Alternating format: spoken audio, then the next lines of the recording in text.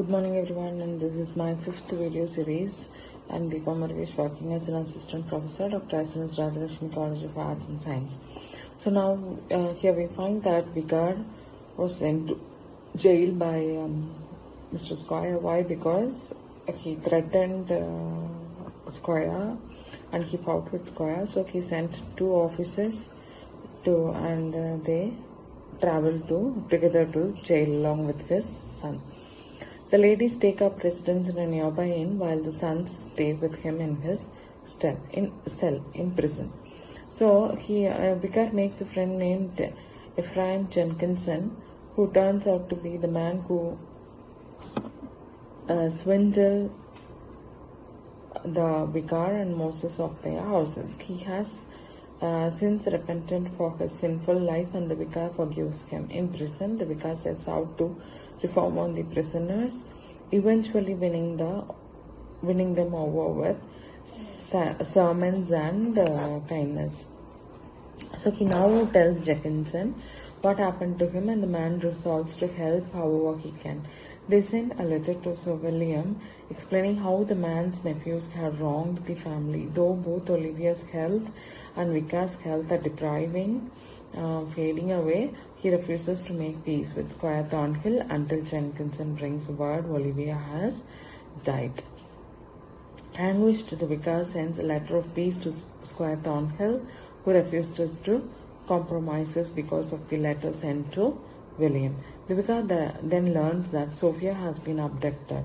Almost immediately afterwards, George is brought to the jail as a prisoner after having heard of Olivia's shame and then challenging the Squire to a duel. The Squire's servants beat him instead. Horrified by this succession of misfortunes, the Vicar steals himself and delivers a sermon on fortitude to the entire prison. After the sermon, Moses brings news that Mr. Bruchel had rescued Sophia. They arrive and the Vicar apologizes to Bruchel for his previous resentments and offers his daughter's hands to the man despite the latter's poverty. Bruchel makes no answer but orders a great feast where the family enjoys, and word arrives that Squire Thornhill has arrived and wishes to see Mr. Bruchel. The latter then reveals that he is actually Sir William Thornhill. Sophia describes the man who kidnapped her, and Jenkinson realizes who the scoundrel is.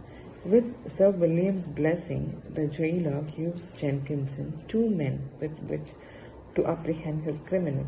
Meanwhile, Sir William realizes who George is and lectures him about fighting. He comes to understand the behavior, if not condone it, when he learned that George believed about his nephew.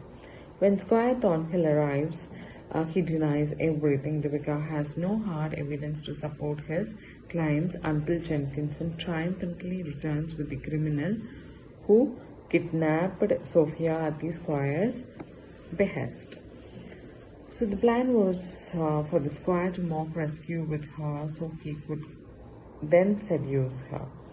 Arabella and Mr. Wilmont suddenly arrive at the jail, having learned from one of the young boys that the Vicar had been arrested. The new discoveries quickly convince Arabella to end the engagement. But the Squire is unfazed, since he had already signed the contract ensuring him Arabella's dowry. He has no need of the actual marriage. Though everyone is dismayed, Arabella and George are almost overjoyed to be reunited and plan to marry. So such a wonderful novel describing about a different plot and structure of the novel. However, many great discoveries save the family. First, it turns that Olivia is not dead. Jenkinson lied in order to convince the Vicar to make peace with the Squire. Secondly, Jenkinson, who acted as a priest in what the Squire thought was a fake wedding to Olivia, actually and legally married them. It turns out that Olivia and Squire are legitimately married, and also Squire is not entitled to Arabella's fortune. Squire Thornhill, now completely ruined, begs mercy of his uncle and is granted a small allowance. Once he leaves, Sir William proposes to Sophia, who accepts. So in the conclusion, George marries Arabella and Sir William marries Sophia. The squire lives with the melancholy relatives far away. The vicar's fortune is restored when the merchant who stole is caught. Happiness and felicity reign, and the vicar hopes he will be as thankful to God during the good times as he was during the times of adversity. And now this Vicar of the Wakefield comes to an end.